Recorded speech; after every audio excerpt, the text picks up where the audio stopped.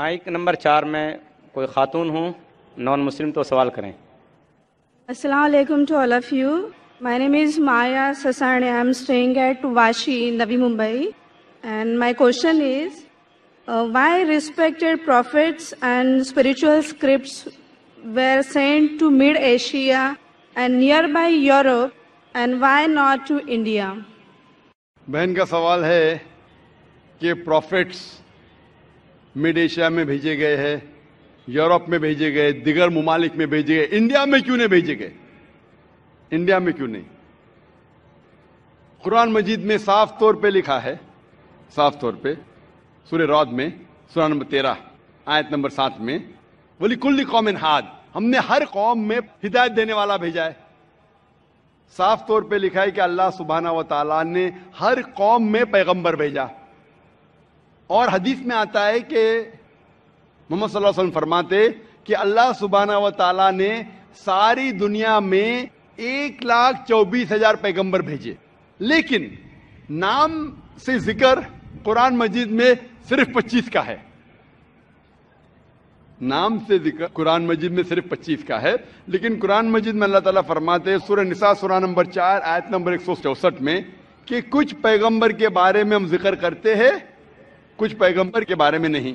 تو سارے پیغمبر کا ذکر کرنا قرآن مجید میں ضروری نہیں، تو یہ قرآن مجید اتنی بڑی کتاب ہو جاتی، بلڈنگ سے بھی بڑی. اتنی چھوٹی کتاب جب آج اکثر انسان نہیں پڑھتے، تو اللہ تعالیٰ نے ایک قرآن مجید ٹیلی گرافک میسج شارٹ میں انسانیت کو ہدایت دی ہے. It's a telegraphic message, لیکن اس میں یہ کہا گیا ہے کہ ہر قوم میں ہم نے پیغمبر بھیجا، ہر قوم میں، تاکہ کوئی یہ نہیں کہہ سکے کہ مجھے پیغام نہیں ملا. انڈیا میں بھی اللہ نے پیغمبر بھیجے ہیں، نام سے ہم ان کا ذکر نہیں جانتے، نام سے ان کا ذکر قرآن مجید میں نہیں ہے. لیکن ایک بات میں ضرور کہنا چاہوں گا کہ جتنے پیغمبر، آخری پیغمبر محمد صلی اللہ علیہ وسلم کے پہلے آئے، ان کا پیغام محدود تھا صرف ان لوگوں کے لیے جہاں ان نے پیغام دیا. جتنے پیغمبر بھی آخری پیغمبر محمد صلی اللہ علیہ وسلم کے پہلے آئے، ان کا پیغام محدود تھا صرف ان لوگوں کے لیے. لیکن کیونکہ محمد صلی اللہ علیہ وسلم آخری پیغمبر ہے اور اس کے بعد کوئی بھی پیغمبر نہیں آئیں گے، اس کا ذکر ہے سورہ احزاب میں سورہ نمبر 33 آیت نمبر 40 میں کہ محمد صلی اللہ علیہ وسلم آخری پیغمبر ہے. اسی لیے محمد صلی اللہ علیہ وسلم صرف عربوں یا صرف مسلمانوں کے لیے نہیں بھیجے گئے تھے، وہ ساری انسانیت کے لیے بھیجے گئے تھے. قرآن مجید میں لکھا ہے سورہ انبیاء میں سورہ نمبر 21 آیت نمبر 107 میں وَمَا أَرْسَلْنَاكَ إِلَّا رَحْمَةً لِلْعَالَمِينَ، کہ ہم نے تمہیں بھیجا ساری انسانیت کے لیے، سارے جہاں کے لیے، سارے عالمین کے لیے.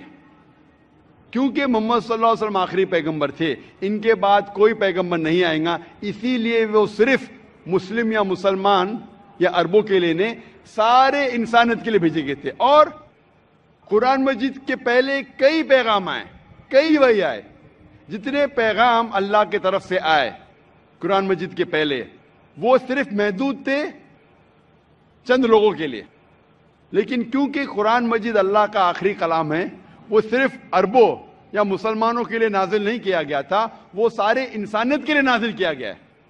اور اس کا ذکر آتا ہے سورہ ابراہیم میں سورہ نمبر 14 آیت نمبر 52 اور سورہ بقرہ سورہ نمبر 2 آیت نمبر 185 میں کہ ہم نے یہ قرآن ساری انسانیت کو ہدایت کے لیے نازل کیا ہے. تو اسی لیے آج قرآن اور محمد صلی اللہ علیہ وسلم کا پیغام صرف مسلمانوں یا عربوں کے لیے نہیں، پہلے جتنے پیغمبر آئے، جتنے بھی اللہ کے کلام بھیجے گئے، وہ صرف محدود تھے کچھ لوگوں کے لیے. آج آپ چاہے ہندوستان میں رہ رہے ہو یا یو کے میں یا سعودی عربیہ میں یا یو ایس اے میں یا کینیڈا میں، ساری انسانیت کو ماننا چاہیے آخری پیغام قرآن مجید اور آخری پیغمبر محمد صلی اللہ علیہ وسلم. اسی لیے اس کا ذکر، محمد صلی اللہ علیہ وسلم کا ذکر سارے دیگر مذاہب میں ہے کہ یہ آخری پیغمبر آنے والے ہیں. بائبل میں ہیں، ہندوؤں کی کتاب میں ہیں، پارسیوں کی کتاب میں ہیں، یہودی کی کتاب میں ہیں اسی لیے آج آپ چاہے دنیا میں کدھر بھی رہ رہے ہو, کوئی بھی خاندان میں پیدا ہوئے ہوں گے, آپ کو ماننا چاہیے قرآن مجید اور ماننا چاہیے آخری پیغمبر محمد صلی اللہ علیہ وسلم. آپ ask one more question. جی ہاں بہن, مطلب اسلامزم میں ری بورن ہونا یعنی دوسرا جنم تو ہے نہیں, رائٹ؟ تو پھر ہاں قیامت کے وقت اللہ سب کو پھر سے مطلب یہ کریں گے, تو وہ مجھے کنسیپٹ سمجھ میں نہیں آیا. بہن نے پوچھا کہ اسلام میں ری بورن ری برتھ تو نہیں ہوتا, پھر سے آپ دنیا میں پیدا نہیں ہوتے, لیکن آخرت میں پھر سے اٹھایا جب, اس کو کانسیپٹ نہیں سمجھے. آپ اگر پڑھیں گے یہ جو کانسیپٹ ہے ہندو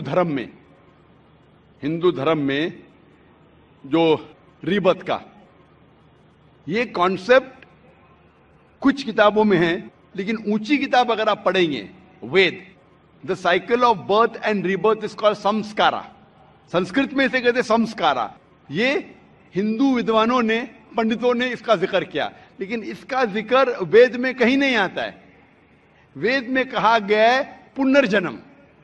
پنرجنم سنا آپ نے بہن, سنا ہے جی. ہاں, پنر کی مطلب پھر سے واپس, پنر کا مطلب نیکسٹ, واپس.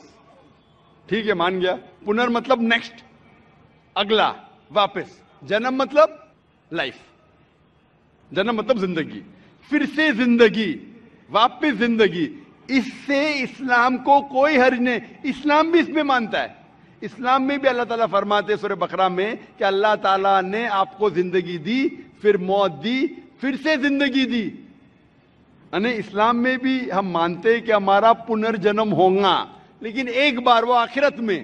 تو پنرجنم اسلام میں بھی لکھا ہے, لیکن سمسکارا نے, جو ہندو ودوان کہتے زندگی پھر موت, پھر زندگی, پھر موت, پھر زندگی اور موت, اور اب 7 بار لیں گے جنم انسان جیسا, اس کا ذکر وید میں کہیں بھی نہیں ہے. میں چیلنج کرتا ہوں, یہ پنڈتوں کی وچار تھی, سوچ تھی, یہ ثابت کرنے کے لیے کہ کچھ بچے پیدا ہوتے بیمار, کچھ پیدا ہوتے اچھی صحت کے ساتھ, کچھ بچے پیدا ہوتے اپاہج, کچھ اچھی صحت کے ساتھ, کچھ امیر کچھ غریب. تو خدا بھگوان انجسٹ نہیں ہو سکتا. بھگوان ہمیشہ جسٹ ہے. ان کو یہ نہیں سمجھ میں آتا تھا بچہ کیسا اپاہج پیدا ہوا, بچہ غریب کیسا پیدا ہوا. تو ان نے اپنی سوچ سے سوچنے لگے کہ بھگوان تو غلطی نہیں کر سکتا, اسی لیے یہ بچے نے پہلے جنم میں غلطی کیا ہے گا, اس لیے ابھی اپاہج پیدا ہوا. پہلے جنم میں کچھ غلطی کیا ہے, اس لیے غریب پیدا ہوا. پہلے جنم میں اچھا کیا تو امیر پیدا ہوا. یہ ان کی سوچ ہے, یہ آپ کے وید میں نہیں لکھا ہے. اسلام میں قرآن مجید میں اللہ تعالیٰ فرماتے کہ بچے آپ کے لیے امتحان ہیں. تو بچے جب اپاہج پیدا ہوتے ہیں تو یہ نہیں کہ وہ جنت میں نہیں جا سکتے. ہر بچہ معصوم ہے. بچے والدین کے لیے فتنہ ہے, امتحان ہے. تو ہو سکتا ہے کہ کنجنائٹل ہارٹ ڈیفیکٹ ہو کے بچہ پیدا ہوتا ہے, اس کو دل کی بیماری ہے. دل کی بیماری ہونا مطلب یہ نہیں کہ بچہ جہنم میں جائے گا, لیکن والدین کے لیے ایک فتنہ ہے, ٹیسٹ ہے کہ بچے اگر بیمار پیدا ہوتے ہیں پھر بھی والدین اللہ پہ بھروسہ کرتے ہیں کیا نہیں. ہو سکتا ہے کہ والدین نمازی ہے, اللہ کے احکامات پہ عمل کرتے, اللہ تعالیٰ ان کو اچھا معیار دینا چاہتا ہے. مثال کے طور پہ آپ جب پاس کرتے ہیں گریجویشن, تو آپ بی اے پاس کر دیے, بی اے بن گئے, لیکن جب آپ M B B S exam دیتے آپ کے نام کے آگے لگ جاتا ہے doctor. But M B B S exam pass کرنا بی اے ایگزام سے بہت کٹھن ہے اور ڈیفیکلٹ ہے اور مشکل ہے. لیکن جب مشکل ٹیسٹ پاس کرتے آپ کا ریوارڈ بھی بڑا ہے. تو اگر بچے اپاہج پیدا ہونے کے بعد پھر بھی والدین اللہ پہ بھروسہ کرتے تو اللہ تعالیٰ ہو سکتا ہے ان کو جنت فردوس دینا چاہتا ہے. جنت میں بھی لیول ہے. تو یہ ٹیسٹ کر رہا ہے اللہ. کسی کو غریب پیدا کرتا ہے, کسی کو امیر پیدا کرتا ہے. امیر یا غریب سے آپ جنت میں نہیں جا سکتے, بنسبت امیر آدمی کو جنت میں جانا اور مشکل ہے, کیونکہ اس کا امتحان اور کٹھن ہے, ڈیفیکلٹ ہے. کیونکہ امیر کو چیریٹی دینے کا ہوتا ہے, غریب کو چیریٹی نہیں دینے کا. زکوٰۃ کے اندر غریب کو فل مارکس 100 آؤٹ آف 100. امیر ہو سکتا ہے بولے گا میں نہیں دوں گا تو 0 ملا, ہو سکتا ہے وہ آدھا دے رہا ہے, آدھے مارکس ملیں گے. غریب کو 100 آؤٹ آف 100. ہم کہتے ہیں غریب ہے, غریب کہ اور چانسز ہے جنت میں جانے کے لیے. ہم کہتے رہے غریب انسان ہے. یہ ہماری سوچ ہے. اللہ تعالیٰ امتحان لے رہا ہے. اللہ تعالیٰ کہتا ہے کہ دولت ایک امتحان ہے. تو یہ ہندو ودوان اسے سمجھ نہیں سکے تو سمسکارک ہے. موت زندگی، موت زندگی، موت زندگی. لیکن وید میں لکھا ہے پنرجنم. ایک بار آپ اس دنیا میں آئیں گے، اس کے بعد آپ کی موت آئیں گی، پھر سے اٹھایا جائے گا آخرت کے دن پہ، اور اس دن آپ کا حساب کتاب ہوگا. پھر اللہ تعالیٰ آپ کا حساب کتاب لیں گے کہ جو اللہ نے انسانوں سے فرمایا تھا کہ ایک خدا میں مانو، آپ نے خدا میں مانا کہ نہیں؟ بت پرستی مت کرو، آپ نے کیا کہ نہیں؟ آخری پیغمبر محمد صلی اللہ علیہ وسلم نے مانو، آپ نے مانا کہ نہیں؟ آپ نے صلاح پڑھی کیا نہیں؟ آپ نے چیریٹی دی کیا نہیں؟